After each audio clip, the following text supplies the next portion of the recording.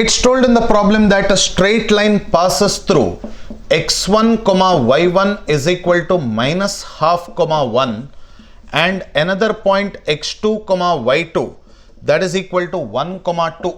So using 2-point form, first you get the equation of the line. So then we can easily convert it into the intercept form and get the x-intercept of the line. Y minus y1 divided by x minus x1, that is equal to y2 minus y1 divided by x2 minus x1. So y minus y1 divided by x minus x1, that is equal to y2 minus y1 divided by x2 minus x1.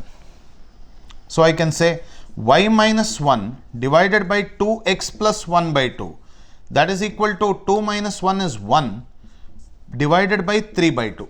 So what will happen? 2 and 2 will however get cancelled here.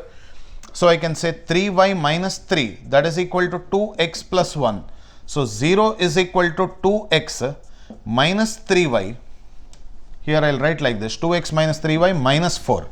Divide by minus 4. Divide by minus 4. So I will get 1 is equal to x by minus 2 plus y divided by 4 by 3. Now you compare this with x by a plus y by b is equal to 1. Compare with. Is it okay? So can you tell me what is the x-intercept now? This implies to me that the x-intercept of the line A, that is equal to how much? Minus 2 will be the answer to the question.